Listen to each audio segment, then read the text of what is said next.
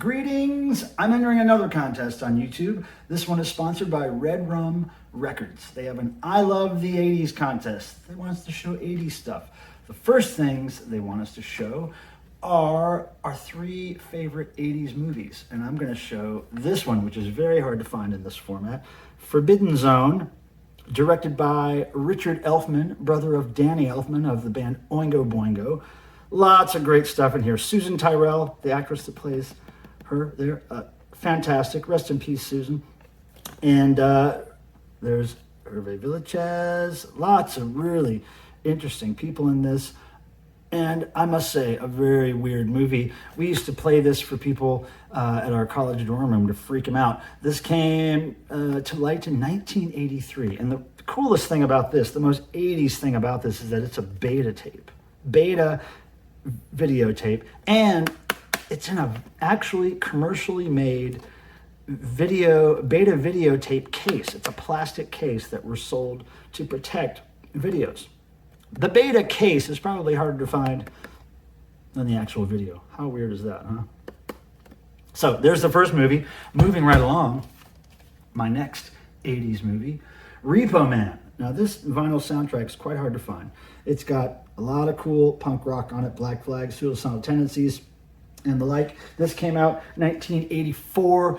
I remember seeing it as a kid. I totally gravitated towards any movie that was rock and roll or especially punk rock related, and I snapped this one right up. And the most interesting thing about this, really, to some of you, is probably the fact that it was produced by Michael Nesmith of the Monkees. Isn't that crazy? Michael Nesmith of the Monkees produced this Repo Man soundtrack. So if you're into punk rock, check this out.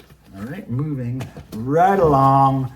And as you'll see, all of my favorite 80s movies are music related, right? So here we go. Crush Groove. Loved this movie. Obviously, very hip hop, rap, old school themed. This came out in 1985. I remember seeing this movie 16 times just to see the Beastie Boys. The Beastie Boys are in it for like 27 seconds. And I saw it that many times. I just became a huge Beastie Boys fan. I also love the Fat Boys and LL Cool J and all the Force MDs.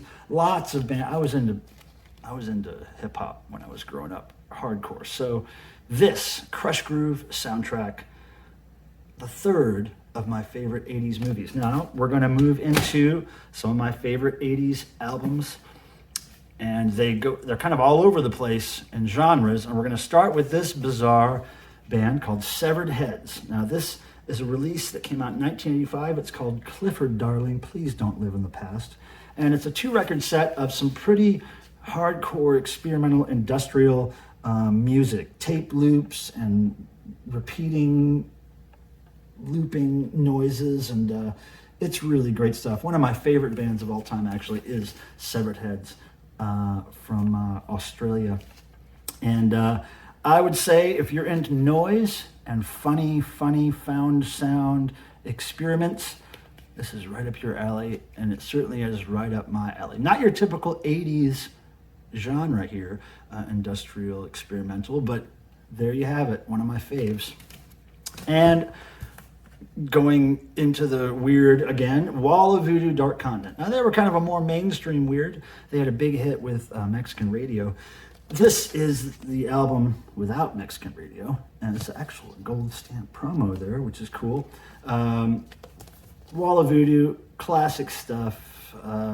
It's almost like new wave movie soundtrack, Western music. It's really cool, and the singer, Stan Ridgway, has a really great way with lyrics and telling stories with his lyrics, and fantastic band. Check it out. Wall of Voodoo, circa 1981, Dark Continent. And last but not least, my favorite band of all time, and one of my favorite releases from the 80s. Oh no, it's Diva. Oh, another gold stamp promo there. Now this came out in 1982.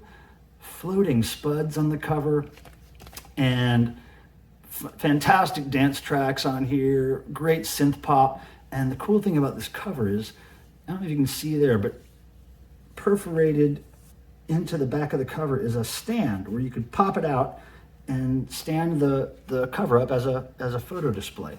So it's a little piece that pops out, and then you can lean the record back on it to stand it up like a display photo, which is ingenious.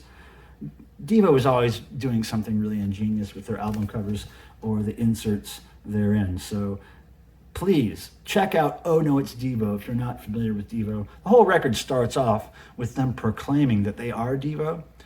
Hello, this is Devo. And when I heard that when I was a kid, I was already well into being a Devo fan, and that was just the best way to start a new Devo record, was for them to say, hello, this is Devo. I felt like they were talking to me, right?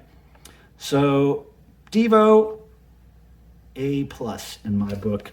And REDRUM Records, thanks for hosting this contest. I even wore my Flock of Seagulls shirt just for you and for this 80s praise that we were giving today. Everybody, thanks for the subscriptions to my channel. Thanks for the likes on the video, and we'll see you next time.